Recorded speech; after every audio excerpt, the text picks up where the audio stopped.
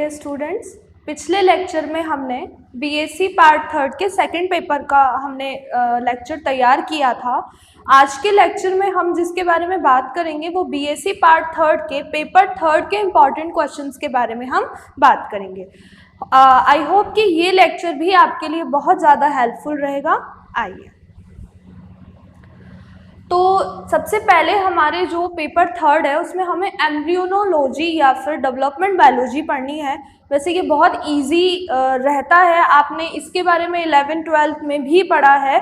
बहुत सारी स्टार्टिंग की फर्स्ट सेकंड यूनिट 11-12 से ही है। बाद के यूनिट्स में आपको अलग अलग नए टॉपिक्स यहाँ पढ़ने को मिले। तो हम यूनिट नंबर फर्स्ट की बात करें तो आप इसमें 3 टॉपिक बहुत अच्छी तरीके से पढ़ें, क्योंकि यही क्वेश्चन 5 मार्क्स में ज़्यादातर पूछे जाते हैं इस यूनिट में। इस यूनिट में आपको 10 मार्क्स का क्वेश्चन देखने को नहीं मिलेगा, ज़्यादातर यहाँ 5 मार्क्स के क्वेश्चन आने के चांसेस ज़्यादा रहते हैं। ठीक है, इसमें आपको सबसे इम्पॉर्टेंट रज चक्र और मध्य चक्र ये दोनों ही आपको नहीं छोड़ने हैं। ये अच्छी तरीके से आपको इनको पूरी डिटेल, इनका हार्मोनल कंट्रोल आपको अच्छे से यहाँ पर पढ़ना है। इसके अलावा यहाँ पे असेक्सुअल रिप्रोडक्शन, अलैंगिक जनन के बारे में भी आप पढ़ें। इसके यहाँ पे बहुत सारी विधियाँ आ जाती है, टाइप्स आ जाते हैं, वो 2.5 मार्क्स में या फिर हाफ मार्क्स वाले जो क्वेश्चन आते हैं उनमें पूछ लिए जाते हैं। तो ये 3 टॉपिक आप अच्छे से तैयार करें यूनिट नंबर फर्स्ट के लिए। मैं फिर रिपीट कर रही हूँ, यहाँ 5 मार्क्स के क्वेश्चन ज़्यादातर पूछे जाते हैं, 10 मार्क्स के क्वेश्चन आने के चांसेस बहुत कम होते हैं। ठीक है, उसके बाद यूनिट नंबर सेकंड की हम बात करें तो बहुत इजी और बहुत अच्छी यूनिट ये है। आपको डायरेक्टली क्वेश्चन मिलेगा शुक्र जनन अंडे जनन में, मतलब कि स्पर्मेटोजेनेसिस एंड oogenesis। ये 5 मार्क्स का क्वेश्चन है। दोनों एक साथ आपसे नहीं पूछेंगे, या तो आपसे शुक्र जनन पूछेंगे या फिर अंडे जनन पूछेंगे। इसमें आपको पूरा फ्लो चार्ट बनाना है, उनकी स्टेप्स लिखनी है, उनके बारे में अच्छे से आपको एक्सप्लेन करना है विद डायग्राम।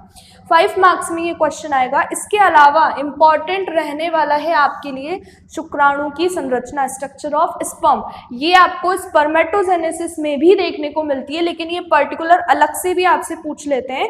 शुक्राणु की संरचना या स्ट्रक्चर ऑफ स्पर्म आप डिस्क्राइब करें, ये भी आपको 5 मार्क्स में ही पूछेंगे। 10 मार्क्स में आने लायक ये क्वेश्चन बिल्कुल नहीं है। 10 मार्क्स में बार बार रिपीट होने वाला क्वेश्चन है निषेचन की क्रिया विधि। ये आप बहुत ही इम्पॉर्टेंट है, ये आप अच्छे से पढ़ें क्योंकि ये बार बार रिपीट हुआ है, बार बार पूछा गया है। 10 मार्क्स में ये सबसे ज़्यादा बार पूछा जाता है यूनिट नंबर सेकंड में। मैकेनिज्म ऑफ फर्टिलाइजेशन, आप इसे अच्छे से कवर करें। उसके बाद अगला इम्पॉर्टेंट जो है वो है अंडों के प्रकार, टाइप ऑफ एग्स। अलग अलग, जैसे एम्फीबिया है, रेप्टिलिया है, इंसेक्ट है, मैमल्स है, बर्ड्स हैं। यहाँ पे आपको टाइप्स दिए गए हैं यूनिट नंबर सेकंड में, उनके स्ट्रक्चर दी हुई है, उनके बारे में आप अच्छे से पढ़ें। ये 5 मार्क्स और 10 मार्क्स दोनों में पूछता है। अगर वो सभी के एग्स के स्ट्रक्चर पूछेंगे तो ये क्वेश्चन 10 मार्क्स में आएगा।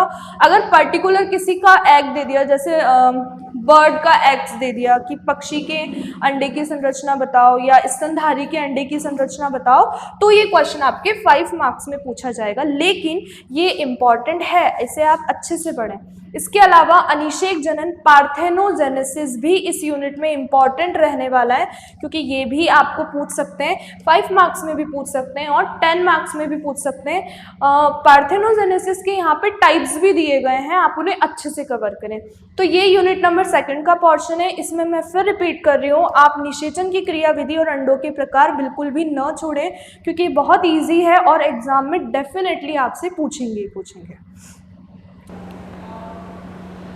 तो थर्ड यूनिट में जो हमारे टॉपिक्स हैं वो बहुत अच्छे टॉपिक्स हैं, और आप ये टॉपिक्स पहले 11-12 में नहीं पढ़े हैं। आपने इनके नाम ज़रूर सुने हैं, पर ये इनकी स्ट्रक्चर है, इनके टाइप्स है, वो आप यहाँ फर्स्ट टाइम पढ़ रहे हैं। तो इंटरेस्टिंग यूनिट है। इसमें आप सबसे ज़्यादा इम्पॉर्टेंट यहाँ जो रहने वाला है वो है विदलन के प्रतिरूप। इन्हें आप बिल्कुल भी ना छोड़ें, बहुत इंपॉर्टेंट है, सबसे ज़्यादा बार एग्जाम में पूछे गए हैं, और ये क्वेश्चन हमेशा आपसे 5 मार्क्स में ही पूछेंगे।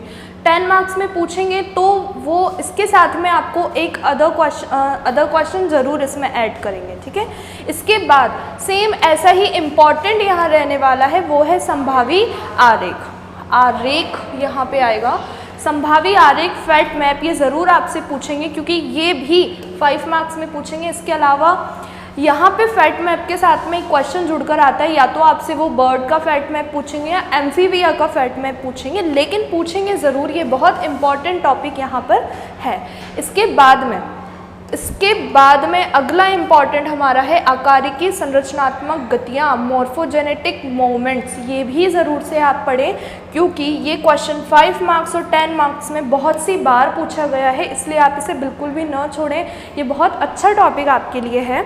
इसके बाद गैस्ट्रुला के प्रकार, टाइप्स ऑफ गैस्ट्रुलेशन, ये भी आप अच्छे से पढ़ें। इसके अलावा भी यूनिट 3 में बहुत सारे टॉपिक्स हैं, बहुत इंपॉर्टेंट टॉपिक्स हैं, पर आप ये टॉपिक्स अच्छे से कवर करें और आपको एग्ज़ाम में ये ज़रूर से आपको इनमें से क्वेश्चन आपको दिखेंगे। इसके बाद यूनिट नंबर 4 में हम बात करें तो यूनिट नंबर 4 वाकई बहुत अच्छी यूनिट है और इजी भी है, आप थ्योरिकल है, आप आराम से इसे पढ़ सकते हैं।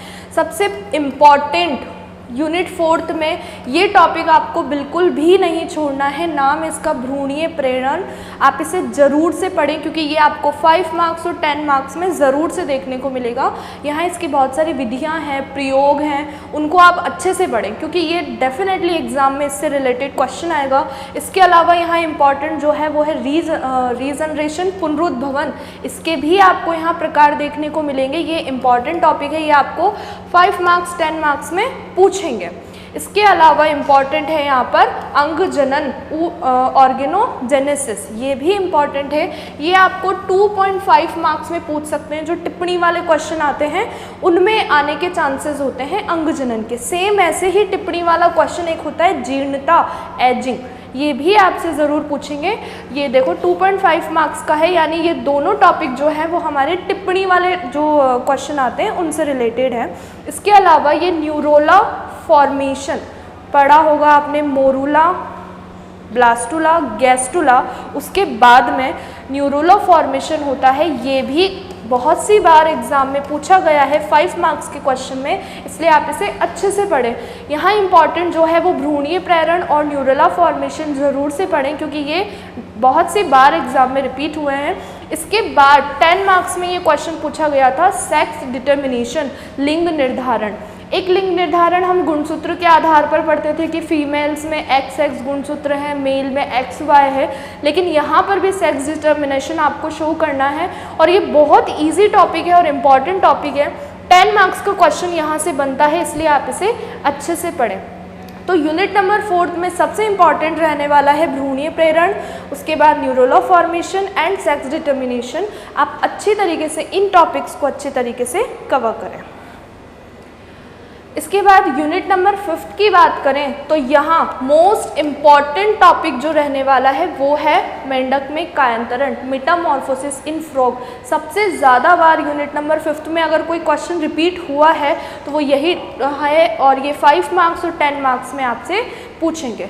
इसके बाद में सेम जो अथवा में क्वेश्चन आते हैं, हम जानते हैं सेक्शन बी में अथवा में क्वेश्चन आते हैं, तो सबसे ज़्यादा जो रिपीट हुआ है वो ऐसे हुआ है, एक क्वेश्चन में आपको मेटामॉर्फोसिस इन फ्रॉग दिखेगा, मेंढक में कायांतरण दिखेगा, और एक क्वेश्चन में आपको दिखेगा अतिरिक्त भ्रूणीय झिल्लियाँ, चिक की,